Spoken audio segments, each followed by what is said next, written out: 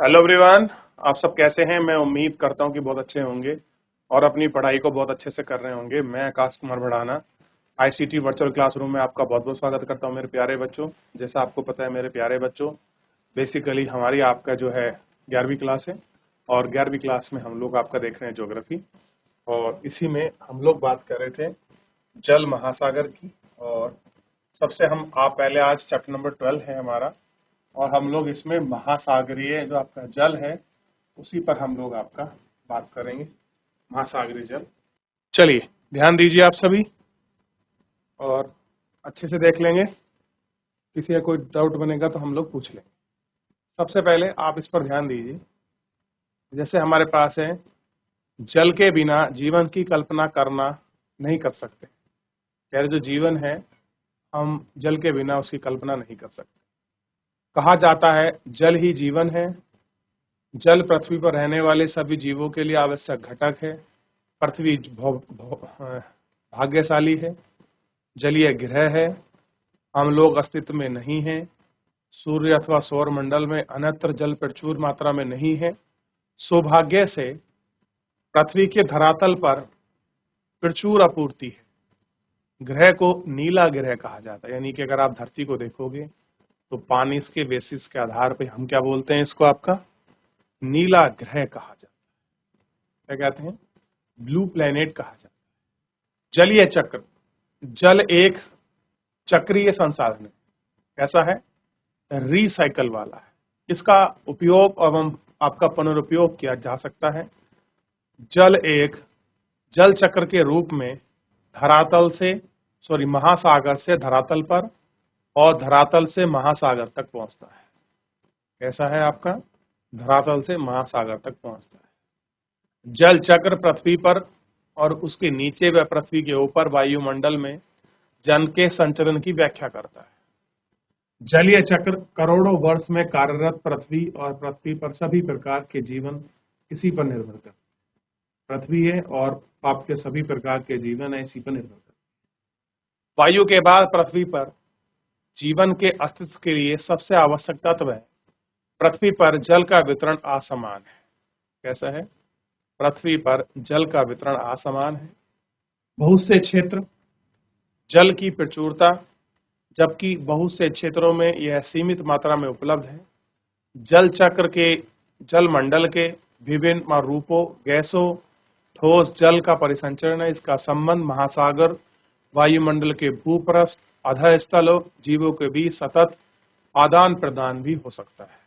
तो ये सारी चीजें इसके रूप में आपका दिखाई देती है।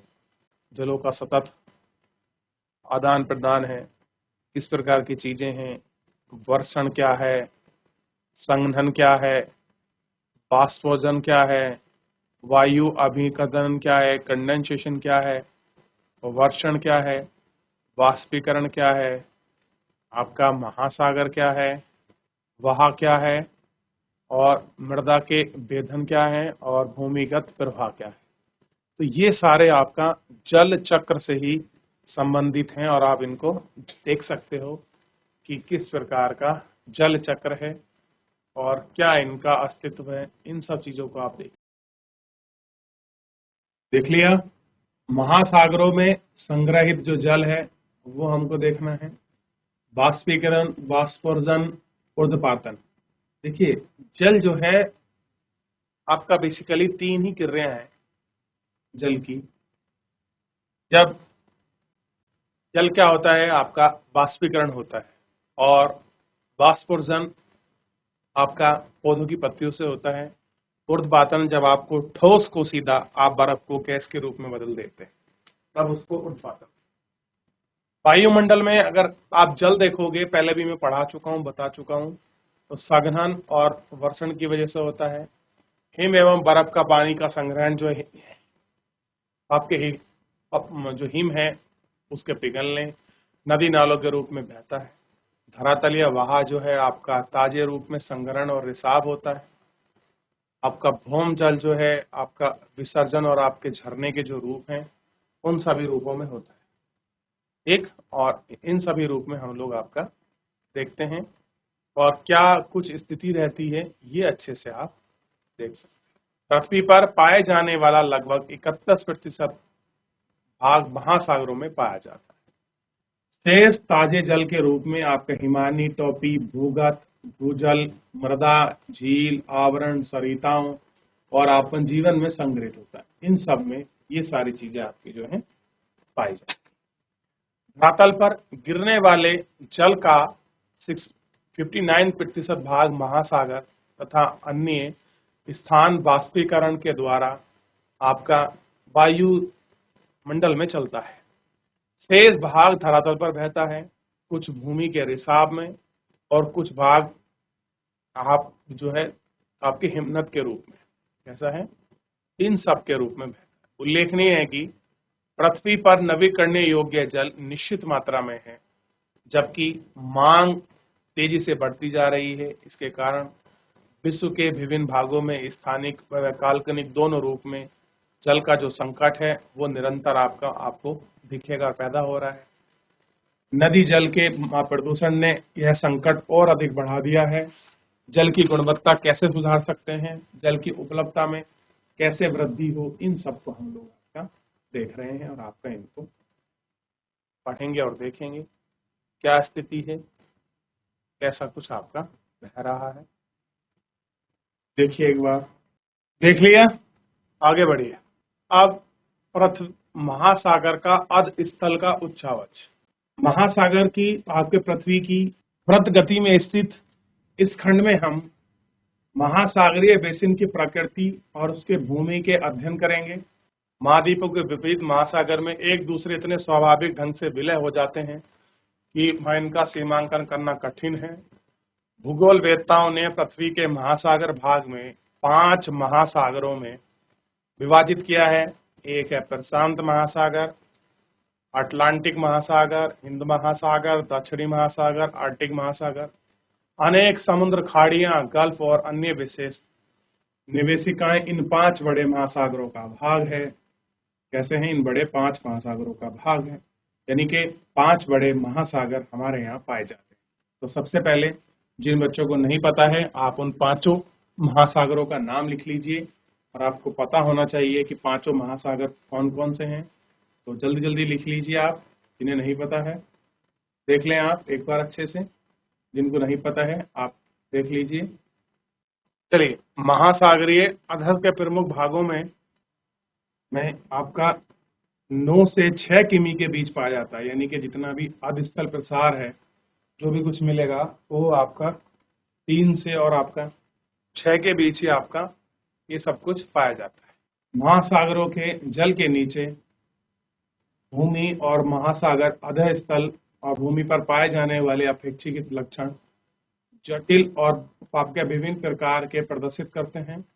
महासागरों की तली में विश्व की आपका सबसे बड़ी पर्वत श्रृंखला, सबसे गहरे गर्त, बड़े महासागर, उबड़ खाबड़ महाद्वीपों में पाए जाने वाले लक्षण आपका निहित होते हैं।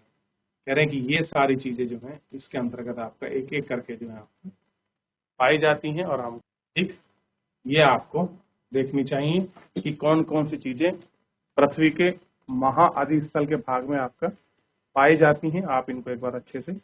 महासागरीय अधस्थल का 4 प्रमुख भागों में बांटा जाता है। महाद्वीपीय शेल्फ, महाद्वीपीय ढाल, गहरे समुद्रीय मैदान, महासागरीय गंभीर। इस विभाजन के अतिरिक्त महासागरीय तली पर कुछ छोटे और ऊंचे लक्षण पाए जाते हैं। कटके, पहाड़ियां, समुद्र टीला, निजवन, खाई, गड्ढे, ये सब कुछ आपका पाए जाते हैं और ये सारी चीजें इसमें देखने के लिए मिलती हैं। अब महासागरों में और क्या मिलते हैं? सबसे पहले मिलती है महासागरीय सेल्फ। सेल्फ क्या होती है बेसिकली? देखिए, मैं आपको इनके मानचित्र बनाकर भी एक एक करके पढ़ाऊंगा। महासागरीय सेल्फ प्रत्येक महाद्वीप में विशेष सीमांत होती है। कैसी होती? काफी लंबी पाई जाती है। उपेक्षित उथले आपके समुद्री खाड़ी वाले होते हैं। महासागर में उथले भाग होते हैं जिनका औसत डिग्री कैसा होता है? लवणीय 1 डिग्री या उससे कम होता है। सेल्फ अत्यंत तीव्र ढाल वाले होते हैं, यानी कि इनमें कैसा होता है? स्लो बेसिस ये आपके पाए जाते हैं और तीव्र ढाल पर समाप्त हो जाते हैं। कैसे होते हैं? तीव्र ढाल पर। और जिसे आपका सेल्फ आपका आवश्यक कहा जाता है। ठीक, ये सारी चीजें इसमें आपका देखने के लिए। तो देखिए महासागर में क्या मिलते हैं, शेल्फ मिलती है, महासागर के ढाल, समुद्री गहरे मैदान और गंभीर, ये सारी चीजें जो है इसके अंतर्गत पाई जाती है। देख लीजिए आप एक बार, महासागरीय शेल्फ की चौड़ाई एक महासागर से दूसरे महासागर में भिन्न होती है। यानी कि जिस तरह से यहाँ होगा महासागर का शेल्फ, वो आपका जरूरी नहीं कि आपका दूसरे का हो। महासागरीय शेल्फ की औसत चौड़ाई आपका 80 किलोमीटर तक होती है। कुछ महाद्वीपों के साथ शेल्फ नहीं होते अथवा संकीर्ण होते हैं, जैसे चिली की प्लेट, सुमात्रा के पश्चिमी तट, विपरीत अटलांटिक महासागर, साइबेरियन शेल्फ का अब आपका सबसे बड़ा है और आपका 1500 किलोमीटर की शेल्फ की आपकी गहराई है और विभिन्न क्षेत्रों में 30 मीटर या उससे अधिक तक ये सारी चीजें आपका पाई जाती हैं और हमको देखने के लिए भी ये सारी चीजें मिलती हैं। महाशेल्फों में अवसाद और मोटाई भी है, इसके अलग अलग चीजें मिलती हैं, हिमानी पवन, तरंगे, धाराओं, शेल्फों के शेल्फ विचार, ठीक, इन सब पर हम लोगों को ये देखने के लिए मिलता है। ठीक, और लंबे समय तक यह आपका तलछट और अवसाद, जमी ईंधन के स्रोत, ये सारे स्रोत जो है हमको दिखाई देते। तो भू परपट्टी को देख सकते हैं, महासागरीय गर्त यानी गड्ढे को देख सकते हैं, आपका विभाग को देख सकते हैं, महाद्वीपीय ढाल को देख सकते हैं, महाद्वीपीय जो उभार हैं इसको देख सकते हैं। इन सब चीजों को देखकर हम अंदाजा लगा सकते हैं कि क्या स्थिति है और कैसा क्या कुछ है। क्लियर है? तो आप एक बार अच्छे से देखिए, गर्त कहाँ पर है, शेल्फ कहाँ पर है। चलिए बीतल मैदान को देखिए, गहरा महासागरीय बेसिन देखिए, गंभीर खाई देखिए, तो बीतल की जो पहाड़ियां ये देखिए, नियमित महाद्वीप देखिए, समुद्री टीला है इनको देखिए, ये सारी चीजें जो है आपको स्पष्ट रूप से दिखाई देंगी। महाद्वीपीय ढाल महासागरीय बेसिन और महाद्वीपीय शेल्फ से जुड़ा है। इनकी शुरुआत वहां से होती है जहां महाद्वीपीय शेल्फ की तीव्र ढाल परिवर्तन हो जाता है। ढाल आपके तीर प्रदेश में 2 से 5 डिग्री सेंटीग्रेड के बीच होता है, 2 से 5 डिग्री में पाए जाते हैं।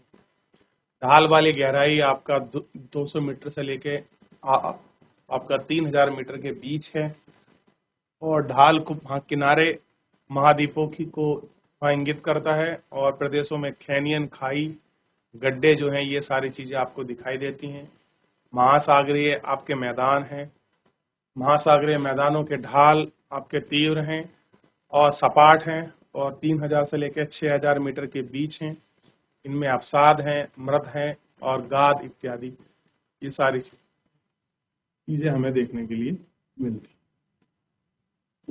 देखिए तो अब ये आपने मैदान देख लिए। गर्त, महासागरीय गर्त, गर्त माने होता है गड्ढा जैसा। ये महासागर के सबसे कहाँ मिलते हैं, ऊपरी भाग में है। गर्त आपका खड़े किनारे पर संकीर्ण बेसिन है और चारों तरफ मिलते हैं, 3 से 5 किलोमीटर की गहराई पर पाए जाते हैं। ध्यान दीजिए, महासागरीय ढाल के आधार में चाप स्थित है। सक्रिय ज्वालामुखी आपके प्रबल भूकंप वाले क्षेत्र हैं, अध्ययन पाए जाते हैं। 57 गर्तों की खोज की गई है, 32 प्रशांत महासागर में है। कुल मिलाकर टोटल हमने आपका 57 गर्त यानी गड्ढे खोजे हैं, जिनमें से 32 किसमें है, प्रशांत पैसिफिक ओशन में, 19 अटलांटिक में और 6 आपका हिंद महासागर में ये खोजे गए हैं। गर्त यानी के गड्ढे, टीले आपको देखने के लिए मिलते हैं। होता क्या है, ये कोई भाग है बहुत बड़ा, ठीक है, मान लीजिए ये आपका समुद्र बेसिन है, इसी में इस तरीके से ढाल होगा, फिर नीचे प्लेट होती है तट जैसा, इसी के नीचे आपका गड्ढा बन जाता है, इसी को हम ढूंढते हैं। ठीक है, इसी की हम लोग बात कर रहे थे, महासागरीय गर्त की। ये महासागरीय गर्त क्या है, गर्त मीन्स गड्ढे से अभिप्राय है इसका, तो ये हम इसको महासागरीय गर्त के रूप में पहचानते हैं। क्लियर है? चलो देख लिया, इतना आप ध्यान रखेंगे। चलिए, तो ये सारी चीजें हैं इसमें जो हमको आपका देखनी थी। महासागरीय शेल्फ क्या होती है, ये इनके चित्र हैं, एक बार अच्छे से आप घर पर जाकर थोड़ा सा एक बार पढ़ेंगे, रिवीजन करेंगे, तो चीजें और अच्छे से क्लियर हो जाएंगी और आप इनको देख लेंगे। जल है, वही जल वर्षा करता है, वही संघनन होता है, वही कंडेंसेशन होता है, वही बाष्पीकृत होता है। सब एक ही फॉर्म है जो आपका घूमती बदलती है। क्लियर है? तो फिलहाल मेरे प्यारे बच्चों, आज के लिए इतना ही। मिलते हैं नेक्स्ट लेक्चर में। तब तक अपना ध्यान रखिए, स्वस्थ रहिए, अपनी पढ़ाई को बहुत अच्छे से करते रहिए। मुझसे जुड़ने के लिए आपका बहुत बहुत धन्यवाद।